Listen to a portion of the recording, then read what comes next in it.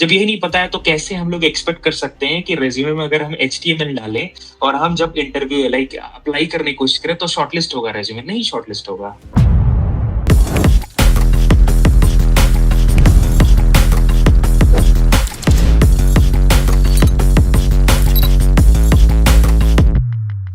Hello अनुराग, कैसे हो आप? Welcome to my YouTube channel. पहले तो thank you so much for inviting me. थोड़ा सा ब्रीफ दे देता हूँ what I do, what I who am I. So my full name is Anurag Srivastava, I am from Gorakhpur, Uttar Pradesh. और basically what I do, I am a data engineer by profession. It has been 4.5 years since I have been working as a data engineer. इससे पहले like I started content creation, like not इससे पहले, right now so I am doing it. It has been 5 years doing content creation around across all the platforms like YouTube, Instagram, LinkedIn. These all kind of social platforms. Right now on YouTube it is like 2.5 lakhs. Then on Instagram also we have a follower base of something 2 lakhs 30,000. So वही content सारा वही सब जाता है। And I also mentor people on data engineering, कैसे क्या करना है, guidance and all। तो ये सारी चीजें हैं about me basically। आप डेटा इंजीनियरिंग में कैसे आए? Like there was other options as well, so why you choose data engineering?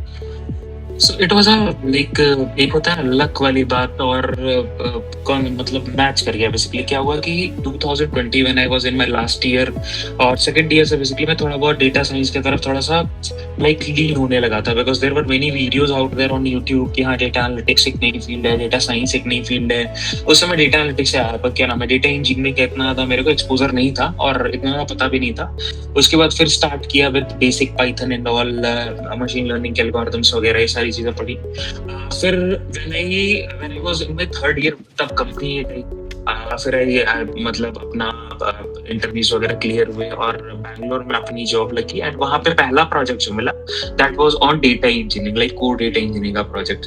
तो वहां से सारी चीजें मैप हुई और धीरे धीरे like I started moulding into this particular field, only skills सीखे और फिर स्विच भी लिया इसी फील्ड के अंदर।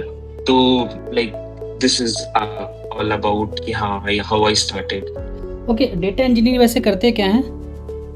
डेटा इंजीनियर का एक सिंपल से भाषा में अगर बताएं, बहुत सारे कंफ्यूजन इसके आ रहा हूँ कि डेटा इंजीनियर करता है। There are many raw data. जैसे कभी भी आप कोई भी ऐप यूज कर रहे हो, सपोज Amazon का ऐप यूज कर रहे हो, just for a very simple example, Amazon has different kind of sources. Like हो सकता है उनके एड्स से कोई प्लेटफॉर्म हो, उनका ई कॉमर्स का मोबाइल एप्लीकेशन है, सिमिलरली उनका वेबसाइट्स है, और भी डिफरेंट डिफरेंट काइंड के सोर्सेज होंगे।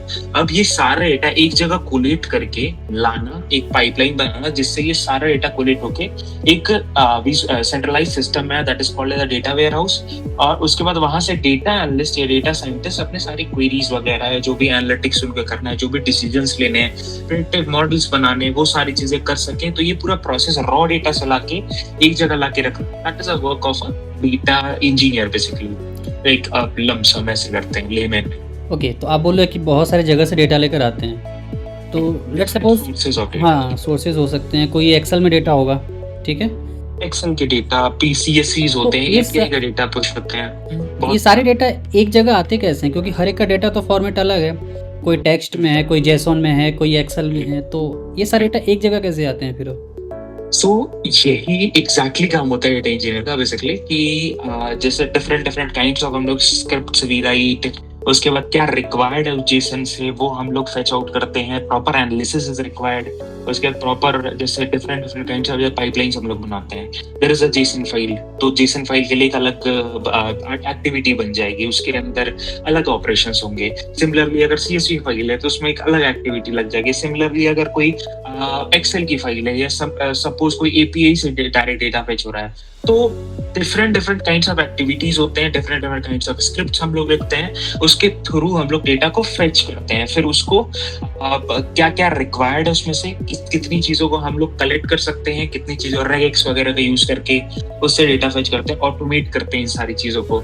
तो ऐसे करके सोर्सेज से हम लोग डेटा फेच कर लेते हैं। ओके, तो लेट्स सपोज जेसॉन डेटा है तो उसके लिए अलग से क्वेरी लिखी जाएगी, या कुछ भी क्वेरी, या फिर जैसे भी उसको यूज करें आप, कोई एक्सेल में तो उसके लिए अलग से कोड लिखा जाएगा। हाँ, काइंड ऑफ, क्योंकि डेटा का स्ट्रक्चर अलग है तो अलग अलग काइंड ऑफ हम लोग थोड़ा थोड़ा स्ट्रक्चर डिफरेंट होता है। बहुत बार क्या होता है कि एक सिमिलर, अगर मान लो एक स्ट्रक्चर हमें बनाना है कि एक सेंट्रलाइज्ड पाइपलाइन बनानी है, लाइक इसमें डीप में मैं नहीं जाना चाह रहा था, but if you are asking तो बेसिकली अगर मान लो इसमें एक सिमिलर एक पाइपलाइन बनाया हमने, ठीक है। अब हमारा ये क्या है कि भैया हमको ये नहीं देखना है कि हाँ लाइक बेसिकली बार बार मेरे को फेच नहीं करना है कि जेसन है तो ये चले, सीएसवी है तो ये चले। तो वी क्रिएट, अगर एडीएफ का किसी को नॉलेज है तो एडीएफ के अंदर भी क्रिएट क्या नाम है प्रॉपर एक्टिविटी जिसके अंदर ये फिल्स लगाते हैं, उसके सारी अपनी पाइपलाइंस वहां लिंक कर सकते हैं कि अगर ये स्ट्रक्चर होगा तो ये पाइपलाइन ट्रिगर हो। तो this is like it is all automated. बस ये है कि ये एफर्ट जो लगता है दैट इज ऑन कि कैसे हम लोग उन सारी चीजों को प्रोग्राम करते हैं एक बार में, ताकि आगे जाके पाइपलाइन अपने स्केड्यूल पे रन हो सके और वो सारा डेटा एक्सट्रैक्ट करके different different kinds of layers में या स्टोरेजेस में जाके मतलब स्टोर हो सके। तो यहाँ पर आप बोले कि कोड लिखते हो, तो प्रोग्रामिंग लैंग्वेज कौन सा यूज करते हो आप? मतलब मोस्टली पाइथन ही होती है, उसके अलावा भी कोई और option? JavaScript, Redis, sorry Redis बोल रहे हैं, R Ruby on Rails? Mostly हाँ, मोस्टली जो लोग लाइक डेटा एनालिटिक्स में, वैसे तो डेटा एनालिटिक्स नहीं, डेटा की फील्ड में बेसिकली सबसे ज्यादा इजी मतलब इजी माना जाता है और सबसे ज्यादा कम्युनिटी सपोर्ट भी है, दैट इज ऑफ पाइथन। अगर भी लोग यूज करते हैं, डिपेंड्स ऑन प्रोजेक्ट रिक्वायरमेंट्स। उसके स्काला भी होता है या जावा पे भी लोग लिखते हैं। बेसिकली जावा और स्काला थोड़ी सी सिमिलर होती है, तो मोस्टली ये दोनों लैंग्वेजेस भी यूज होती है। But maximum of the time जब भी आप रिक्वायरमेंट्स देखोगे तो डेटा इंजीनियरिंग के लिए mostly requirements will be on Python. यहाँ पर एक्चुअली बहुत सारे कन्फ्यूजन है कि बिग डेटा क्या होता है, मशीन लर्निंग क्या होती है, डेटा एनालिस्ट और डेटा साइंटिस्ट, इन सारे में डिफरेंस क्या होता है? ठीक है, तो मैं बहुत ही सिंपल तरीके से समझाता हूँ। दैट इज तीन पर्टिकुलर की मैट्रिसेस लूंगा for every role. That is पहला फोकस, किस चीज पे फोकस रहता है हर पर्टिकुलर रोल का। उसके बाद की स्किल्स क्या होती है उस रोल के लिए, और वो आउटपुट क्या करते हैं कि मेजर यूज केसेस क्या होते हैं। अगर हम डेटा साइंटिस्ट की बात करें तो डेटा साइंटिस्ट का मेजर फोकस जो होता है बिजनेस इनसाइट्स के लिए होता है एंड मशीन लर्निंग पे होता है। बेसिकली कि कैसे हम लोग ऐसे मॉडल्स बना सकते हैं कि जो ये बिजनेस इनसाइट्स को प्रिडिक्ट कर सके, कि वो डेटा को उस पर ट्रेन करता है, उस डेटा पे हम लोग ट्रेन कर देते हैं। जो की स्किल्स होती है for data scientist basically that is, पहला तो स्टैटिस्टिक्स की नॉलेज होनी चाहिए, मशीन लर्निंग की नॉलेज होनी चाहिए, पाइथन की और सीक्वल की। SQL is mostly common across all the data domains. और इसका आउटपुट जैसे they will generate models, they will generate dashboards, वो होता है डेटा साइंटिस्ट का। अब बिग डेटा इंजीनियर क्या होता है भैया? अब there is a difference between a big data engineer also and data engineer also. बहुत ही स्लाइट डिफरेंस है, but let me tell you कि मेजर क्या डिफरेंसेस और क्या होता है ये बेसिकली।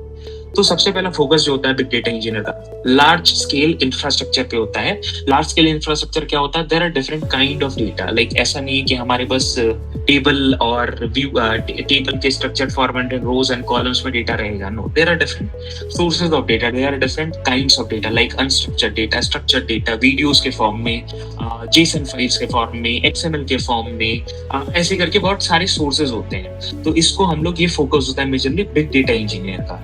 ये की स्किल्स क्या होते हैं? Key skills are Hadoop, then Spark, then Kafka. These are the key skills for a big data engineer.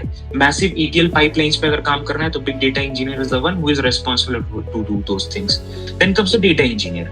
Data engineer majorly क्या करता है? They make reliable data pipelines. जैसे मैंने अभी स्टार्टिंग में एक्सप्लेन किया majorly क्या मेरा काम है, तो मोटा मोटी वही सारा चीज होता है। That majorly we make reliable data pipelines. What are the key skills? SQL होता है, पाइथन होता है, एयरफ्लो होता है। तो एयरफ्लो कैन बी बेसिकली एक ऑर्केस्ट्रेशन टूल है।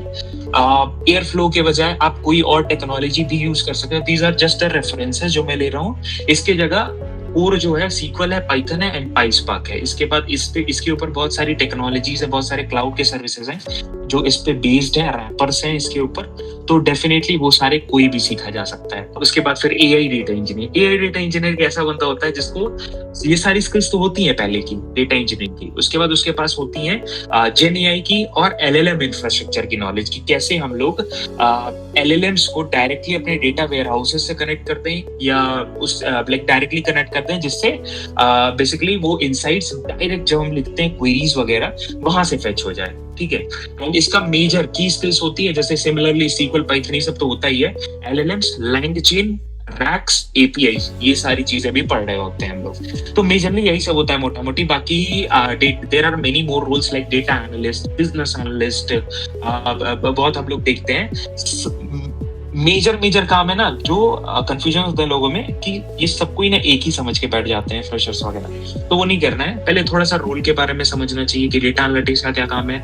वो बस एनालिटिक्स पर काम करेगा, एनालिटिकल क्वेरीज निकालेगा। जैसे मिंत्रा पे हम लोगों ने देखा होगा, हम लोग कोई कार्ट में प्रोडक्ट ऐड कर देते हैं, हम लोग खरीदते नहीं है, लेकिन कुछ दिन बाद देखते हैं कोई ना कोई हमारे पास कूपन का एक आ गया कि हाँ भैया आप भी ले लो, ये कूपन है, इस पे लगाएंगे तो ये ऑफ मिल जाएगा।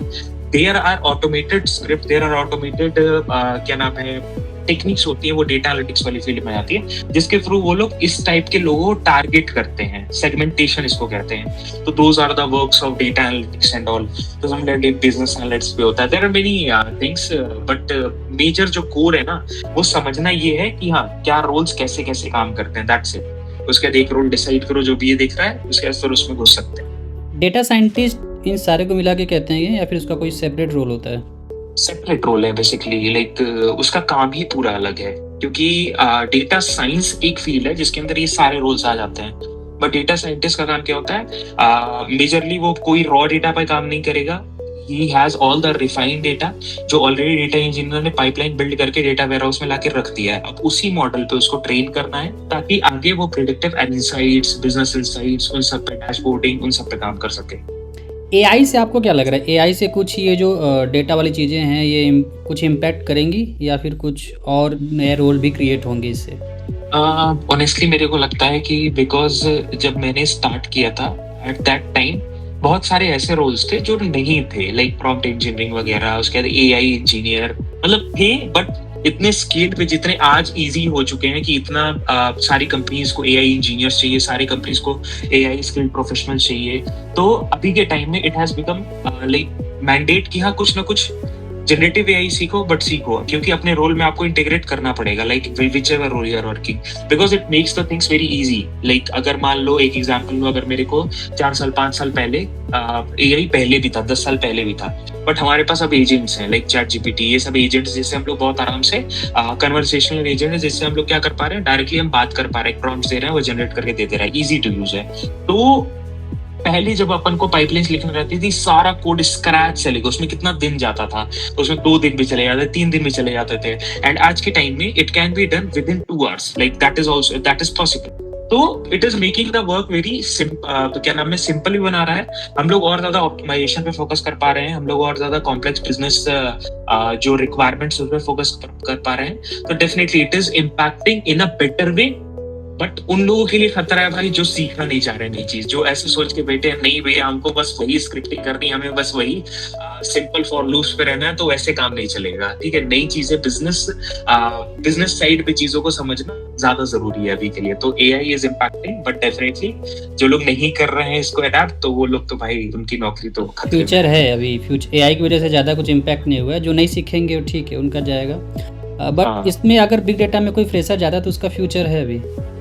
हाँ है, बेसिकली है, क्योंकि ना जो स्किल्ड फ्रेशर्स है ना, जिनको पता है क्या है बिग डेटा, किस चीज में घुसना है, क्या क्या चीजें बेसिक में पढ़ लूं अगर, तो इस रोल में घुस सकता हूँ। क्योंकि कंफ्यूजन बहुत ज्यादा है ना, लोगों के पास गाइडेंस नहीं है, लोग कुछ भी पढ़ के बैठ रहे हैं। Like I have seen, like अगर मैं एक रिसेंटली मैं एक गाइडेंस ले रहा, मतलब गाइडेंस सेशन ले रहा था, उसमें एक लड़की है, basically she was preparing for data analytics and she started with basically HTML पढ़ना स्टार्ट किया, उसके बाद फिर जावास्क्रिप्ट पढ़ा। These are not relevant only, data analytics में हम लोग इसको यूज भी नहीं करते। तो क्या हुआ कि हम लोग टाइम वेस्ट कर रहे हैं, हमें बेसिक्स नहीं पता है कि क्या यूज केस है हमारा, क्या पढ़ना है हमें।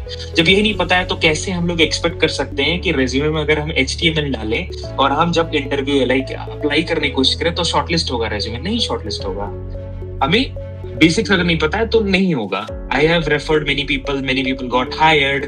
तो डेफिनेटली फ्रेशर्स की डिमांड है, बस यही है कि स्किल सीख के बैठो। 100% स्टार्टअप्स बहुत सारे हैं, हायर कर रहे हैं।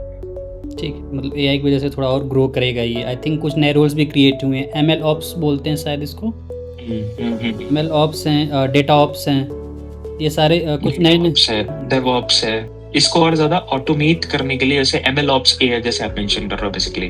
तो अगर मान लो जैसे अभी डेटा साइंटिस्ट का काम क्या है भाई, या मशीन लर्निंग इंजीनियर का काम क्या है? अगर किसी को डेटा इंजीनियरिंग में जाना हो तो उसे कैसे स्टार्ट कर सकता है? उसे कौन से कोर्स लेने चाहिए? कौन से फ्रेमवर्क उसको सीखना चाहिए? रिज्यूमे में क्या मेंशन करना चाहिए?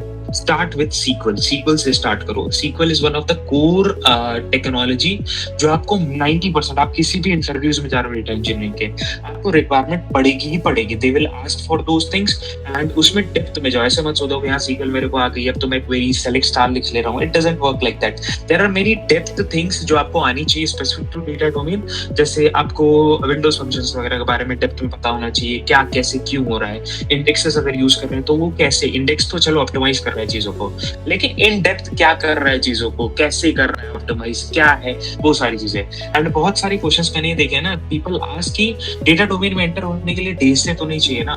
यस, डीएसए इतनी ज्यादा इंपॉर्टेंट नहीं है, लेकिन अगर आपको ऑप्टिमाइज सिस्टम्स बनानी है, एक डिबेट का टॉपिक भी है बेसिकली, दैट इज अगर आपको ऑप्टिमाइज सिस्टम्स बनाने हैं, आपको प्रॉपर एक फ्रेशर की तरह एक फील्ड में आना है, तो आपको बहुत सारे डेटा सोल्यूशन के क्वेश्चंस नहीं पूछे जाएंगे। आपको मेजरली क्या पूछा जाएगा, एरे क्या होता है, उस पर काम किया है क्या, स्ट्रिंग्स क्या होते हैं, कैसे छोटे मोटे प्रॉब्लम सॉल्विंग क्वेश्चंस, इन सब पे अपना हैंड्स ऑन बनाओ तो वो ज्यादा अच्छा है। ठीक है। और अब सीक्वल कर लिया हम लोगों ने, पाइथन किया, पाइथन में बेसिक से स्टार्ट करो, बहुत ज्यादा एडवांस लेवल पे नहीं जाना, ज्यादा से ज्यादा क्वेश्चन सॉल्व करने पे फोकस करना चाहिए, like problem solving questions. Go on rank, hacker rank पे proper step by steps, intermediate, basic, advance सारे टाइप के क्वेश्चंस होते हैं। Start with the thing. Similarly sequel का भी प्रैक्टिस हैकर रैंक से किया जा सकता है बहुत ही अच्छे से। ठीक है, ये दोनों चीज हो गई। उसके बाद start with basically there is a technology called as Apache Spark. ठीक है, that is a big data technology ही है बेसिकली। बिग डेटा का थोड़ा सा नॉलेज हो, इट इज पहले एक हडूप का मैप रेड्यूस यूज करते थे हम लोग, उसका ये एडवांस वर्जन है दैट वी यूज। स्पार्क का थोड़ा बहुत अंडरस्टैंडिंग ले लो। उसके बाद फिर when you are done with these three, उसके बाद कोई ना कोई एक क्लाउड टेक्नोलॉजी पकड़ो, be it GCP, be it Azure, be it AWS, be it Databricks, कुछ भी। मैं सजेस्ट करूंगा डेटाब्रिक्स के साथ जाओ, क्योंकि उसका फ्री एडिशन मौजूद है, जहां पे तुम एक जगह जाके अपने स्पार्क के कंप्यूट्स फ्री में बना सकते हो और डायरेक्टली वहां पे प्रैक्टिस कर सकते हो। तो उससे क्या होता है ना, बेटर हो जाता है, क्योंकि वीडियोस 10 देख लोगे, खुद का हाथ से चीजें नहीं बनाओगे तो it will become very difficult for you to understand exactly क्यों, कैसे हमें पाइपलाइन के कोड्स लिखने हैं, कैसे करना है, ये सारी चीजें। एंड ये 4 चीजें जो मैं कहूंगा, these are the major things. अब इसके बाद कुछ भी ऐड कर सकते हो, बट आई वोंट सजेस्ट कि हाँ मल्टीपल टेक्नोलॉजीज ऐड करते जाओ, बिकॉज क्या होता है ना कि अपन 10 नाव पे पैर रख देते हैं, तो होता क्या है ना, अपन डूब जाते हैं। That will happen. ठीक है, तो इससे बेटर क्या है कि कुछ चीजें पढ़ो। These are the core things that I told you. इसी पे सब कुछ बेस्ड है, लाइक कोई भी क्लाउड का सर्विस उठा लो, कोई भी वेयर हाउस का सर्विस उठा लो, everything is based on these technologies only. ठीक है, तो ये सब कोर है। ठीक है, अगर कोई बंदा रिज्यूमे बनाता है, रिज्यूमे में कौन कौन सी चीज़ें मेंशन करनी चाहिए कि थोड़ा कॉल ज़्यादा है? ये तो थोड़ा सा ना, लाइक रोल स्पेसिफिक। पहली चीज तो आपको अपना रिज्यूमे ना बेसिकली रोल स्पेसिफिक रखना है। जो भी रोल्स है, ऐसे नहीं सोचना है। फ्रेशर्स को मैंने क्या देखा ना, वो भैया like they will add all the technologies जो भी उन्होंने देखी है, पढ़ी है, या एक दिन भी काम किया है। दे विल ऐड नोड.js आल्सो, रिएक्ट.js भी डाल देंगे, उसके बाद फिर पाइथन भी डाल देंगे, सीक्वल भी डाल देंगे, फिर जावास्क्रिप्ट अलग से भी डालेंगे। There are many freshers like that. ठीक है, तो ऐसे होता नहीं है। वॉल्यूम ऑफ द थिंग्स का नहीं है कि हाँ नंबर ऑफ चीजें हमें आती है तब ज्यादा फायदा होगा। आपको डेप्थ नॉलेज होनी चाहिए। कोई भी, अगर आप एक फ्रेशर भी हो तो आप रिलेवेंट चीज डालो। जैसे पाइथन पढ़े हुए हो, पाइथन का नाम डालो, सीक्वल का नाम डालो।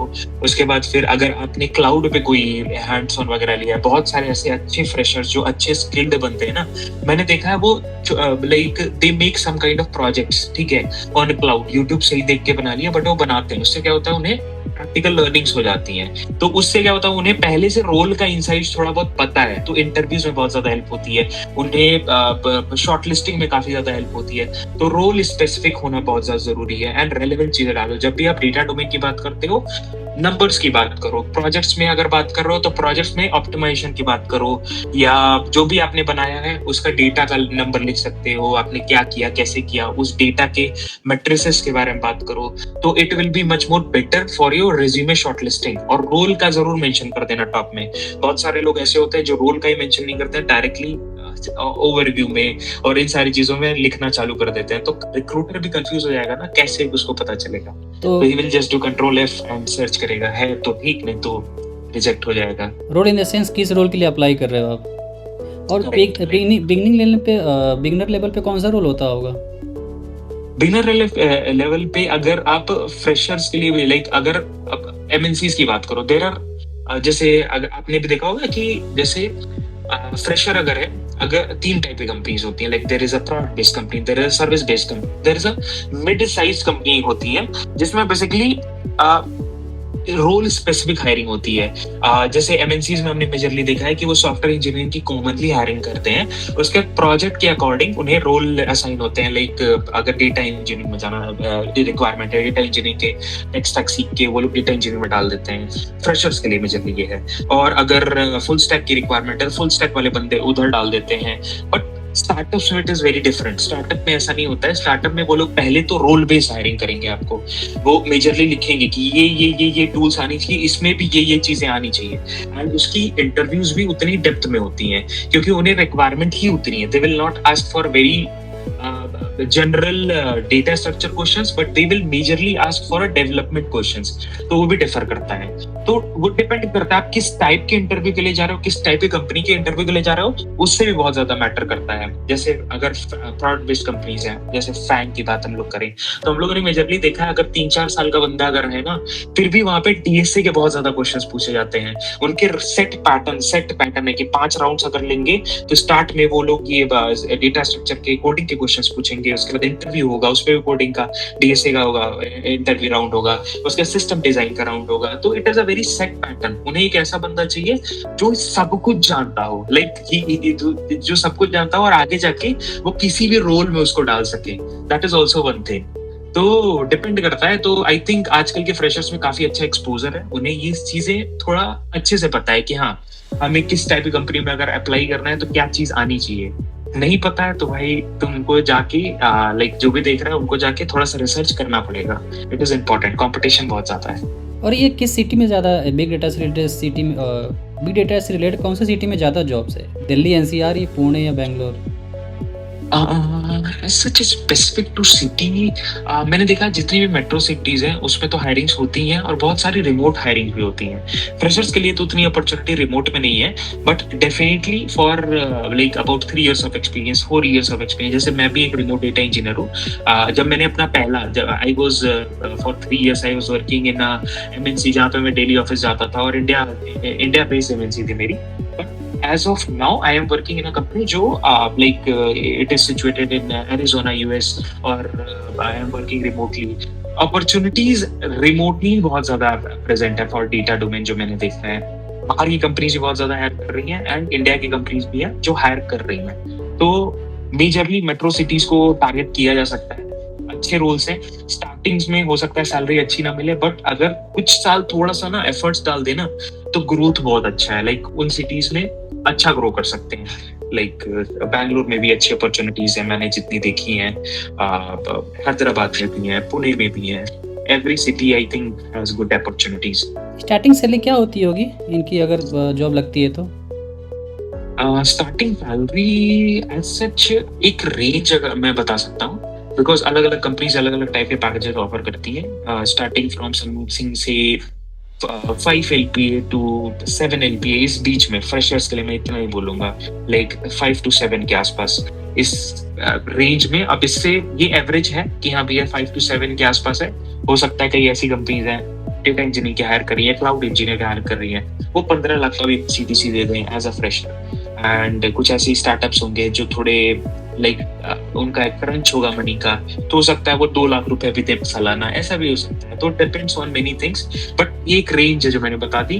But if you are in these skill sets, और क्योंकि अभी बहुत ज्यादा हायरिंग चल रही है इन सारे रोल्स की, आई एम नॉट सेइंग कि हाँ बाकी रोल्स पे हायरिंग नहीं चल रही, आई एम सेइंग कि इस रोल पे काफी ज्यादा हायरिंग चल रही है, एक्सपोजर बहुत ज्यादा हो चुका है एंड कंपनीज बहुत सारे डेटा प्रोफेशनल्स को हायर कर रही हैं। तो अगर सीख लेते हैं तो कुछ सालों में ही अच्छा जंप ले सकते हैं। It is possible, because I have seen कि जियो 3 साल के एक्सपीरियंस पे it is giving 30 lakh rupees and this the base, like 30 lakh रुपए बेस है। उसको डिवाइड करो, 13 से डिवाइड करना क्योंकि टैक्सेस वगैरह भी आते हैं, 13 से डिवाइड करो तो you will be getting around 2.5 lakh से ऐसे करके इन हैंड मिल रहा होगा।